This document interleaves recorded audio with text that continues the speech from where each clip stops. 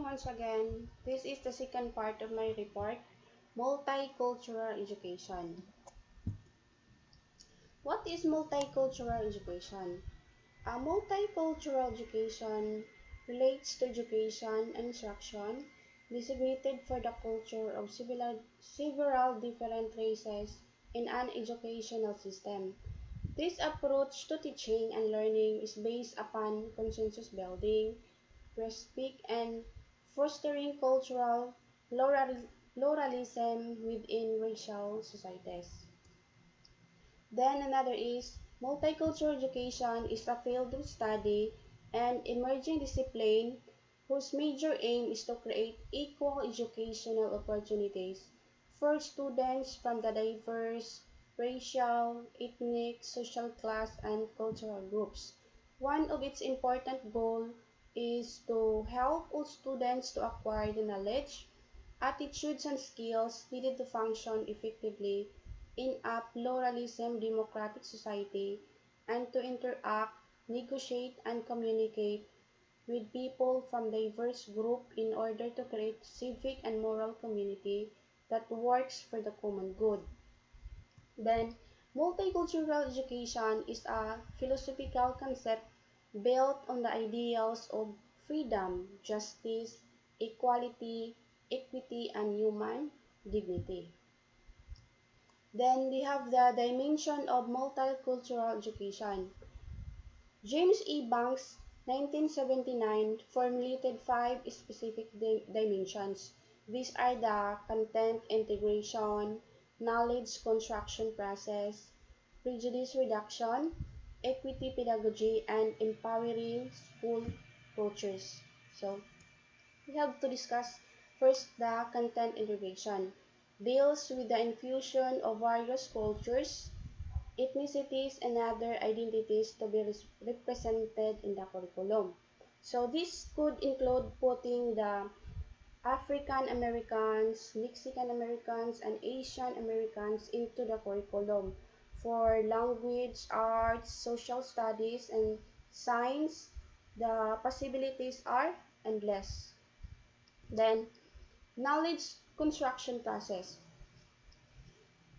involves in student in critiquing the social positioning of groups through the ways that knowledge is presented. So, the second is knowledge construction. This process moves to a different level because teachers help students to understand, investigate, and determine the implicit cultural assumptions and the frames of references and the perspective of the discipline they're teaching. So they help kids to understand and having the students become critical thinkers, readers, and writers is crucial. So this is the content construction process. Then next is the prejudice reduction. It describes lessons and activities the teachers implements to assert positive images of ethnic groups and to improve intergroup relations. So the third dimension is prejudice reduction. This can apply to all teachers regardless of what they teach. Adolescents' prejudice is very real, and kids come to school with prejudice towards different groups. So teachers need to be sensitive to this. All educators should use method to help kids develop more positive racial attitudes. Then, equity pedagogy. Modifying teaching styles and approaches will facilitate the intent of facilitating academic achievement for all students. The fourth dimension is the equity pedagogy.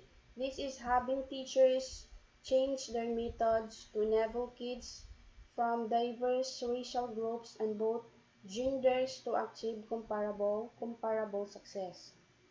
This means modifying their teaching styles. So they use a wide range of strategies and teaching techniques such as cooperative groups, simulations, role-playing, and discovery.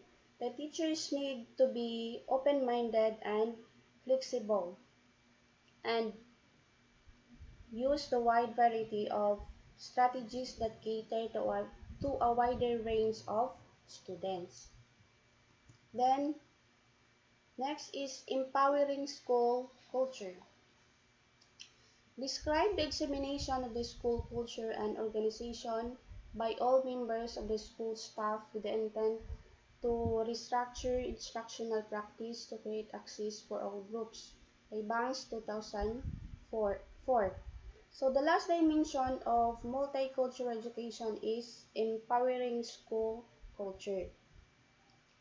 In other words, looking at the overall school culture to see how to make it more equitable, there must be a total buy-in to a new ideas and approaches to multiculturalism.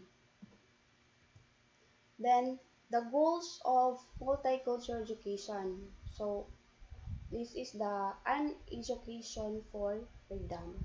So, these are the goals. It should help students to develop knowledge, attitudes, and skills to participate in a democratic and free society.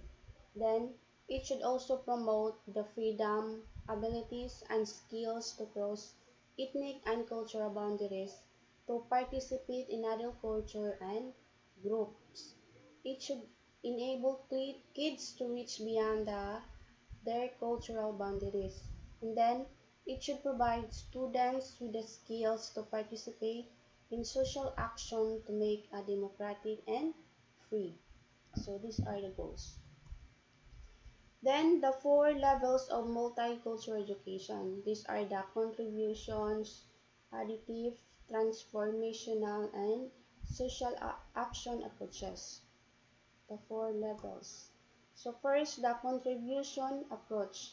It deals with heroes, holidays, and discrete cultural elements. Teachers conveniently infuse cultural themes like holidays and heroes into a curriculum. Then the additive approach, where teachers add content, concepts, themes, perspectives, and all multicultural without changing the structure of the instructional materials. Here, teachers work hard to infuse multicultural themes, content, and perspective into the curriculum. This usually entails worksheets and reading materials on specific cultural activities related to the main topic being taught. Then the transformative approach. It requires teachers to change the structure of their curriculum to enable students to engage concepts, issues, the events, and themes from the multicultural perspective. Here the teachers use the mainstream subject like mathematics, the arts and language, and literature to acquaint students with the ways the country's culture and the social has emerged from the complex synthesis and the interaction of the diverse cultural elements that originated with the various cultural, racial, ethnic, and religious groups that makes up the society. Then social action.